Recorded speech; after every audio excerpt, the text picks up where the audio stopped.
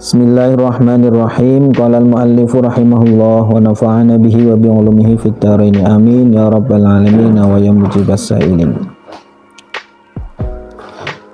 Mastudi'a fi ghaibis sarairi dhahara fi syahadati dhawahiri. Mautai barang ustudi'a ingkang dititipake apa ma fi ghaibis sarairi ing dalem WIP atau ing dalem jerone ora ketoke pira-pira rahasia batin iku zahara pertelo atau nampak apa ma fi syahadati dzawahiri ing dalem ngedenge pira-pira kang zahir.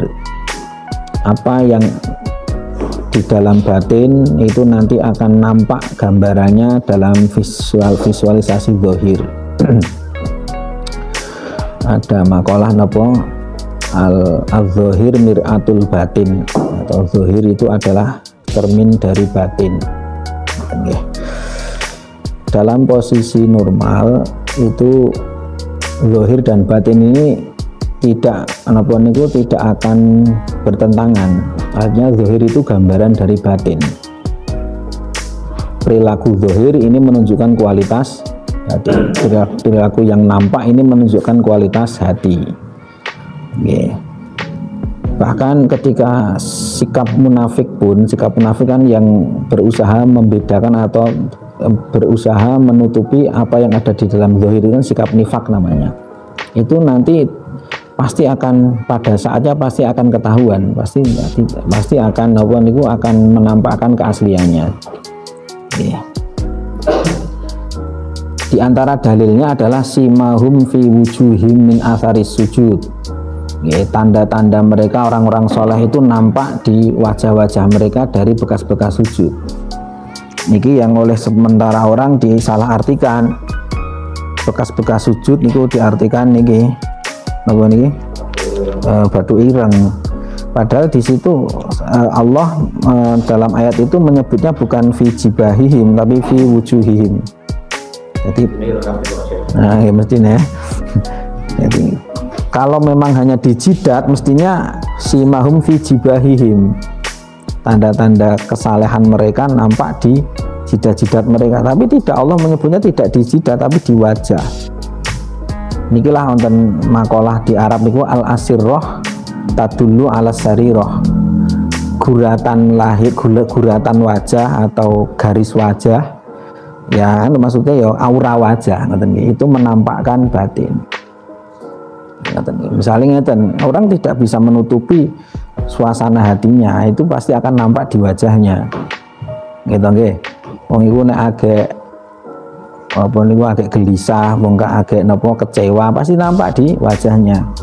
Dan iki lho, niku mastudi'a fi ghaibis sarair zuhara fi syahadati zuhar niku di antara pengertiannya itu. Dalilnya lagi, Rasulullah pernah suatu ketika beliau melihat seorang sholat itu tidak tenang, ubah. Kata Nabi kemudian lau khasha'a qalbu hadza la khasha'a jawarihu.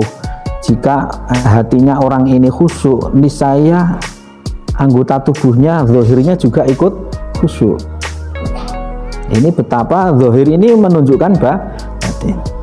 Memang kita bisa saja menutupi batin itu, tapi itu tidak akan bertahan, tidak akan bisa sukses selalu. Pasti pada saatnya nanti nampak zahir itu menampakkan yang batin.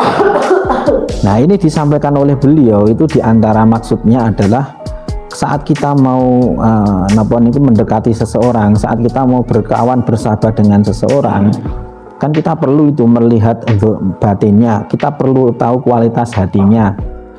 Jangan sampai kita berteman dengan orang yang hatinya buruk. Ya, bagaimana caranya wong atine wong niku piye arep ngerteni. Nah, cukup kita lihat perilaku zahirnya. Dan inilah yang bahkan ini menjadi kaidah dalam hukum. Nahnu nahkumu bidzawahir. Kita hanya menghukumi berdasarkan yang nampak, berdasarkan yang visual. Wallahu yatawalla sarair. Urusan batin urusannya Gusti Allah. Nah, kenapa? Ini bukan sekedar bahwa zahir ini nanti secara umum zahir itu pasti akan menunjukkan batin. Jadi kita nggak bisa melihat apa itu jenengannya melihat hati orang, kita cukup melihat perilakunya saja.